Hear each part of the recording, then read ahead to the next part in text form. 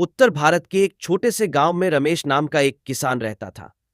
रमेश एक साधारण लेकिन दिल से मेहनती इंसान था। उसकी जिंदगी का एक ही सपना था खेतों में ऐसी फसल उगाना कि पूरे गांव में उसकी तारीफ हो।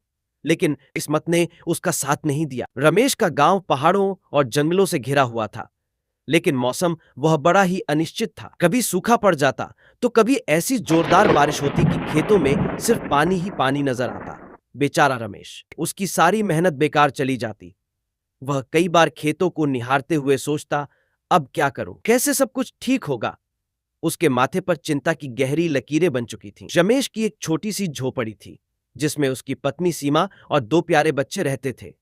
सीमा हमेशा रमेश का हौसला बढ़ाती, रमेश तुम चिंता मत करो, सब ठीक हो जाएगा, भगवान पर भरोसे रखो। लेकिन रमेश के मन में सवाल बार बार गूंजता, कैसे ठीक होगा सब, जब सारी मेहनत ही बेकार हो रही है। एक दिन अचानक गांव में एक सरकारी अधिकारी आया। उसने नई नई तकनीकों और सरकारी योजनाओं के बारे में जानकारी दी, जिनसे किसानों को मदद मिल सकती थी। उसने बताया कि कम पानी में भी अच्छी फसल उगाई जा सकती है। रमेश को सुनकर पहले तो यकीन ही नहीं हुआ। उसने सोचा, क्या यह सच में मुमकिन है? क्या मेरी किस्मत भी कभी बदल सकती है? लेकिन फिर उसने मन ही मन ठान लिया, क्यों न एक बार इसे आजमाया जाए। रमेश ने नई तकनीक अपनाई। उसने अपने खेत में ड्रिप सिंचाई पद्धति लगाई, जैविक खाद का इस्तेमाल किया और धीरे धीरे सब कुछ बदलने लगा।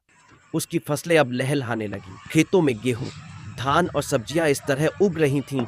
जब उसने पहली बार अपनी फसल को बाजार में बेचा और अच्छा मुनाफा कमाया, तो उसकी खुशी का ठिकाना नहीं रहा। वो खुशी खुशी घर लौटा और सीमा से बोला, देखो सीमा, हमारी किस्मत सच में बदल गई है। सीमा मुस्कुराते हुए बोली, मैंने कहा था ना, सब ठीक हो जाएगा। गांव के अन्य किसान भी रमेश से सलाह लेने आने लगे।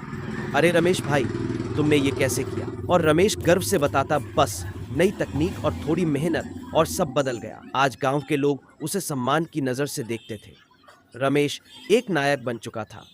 यह कहानी बताती है कि अगर आपके मन में सच्चा हौसला हो और आप कभी हार न माने, तो कितनी भी बड़ी मुश्किलें क्यों ना हो, सफलता आपके कदम जरूर चूमेगी।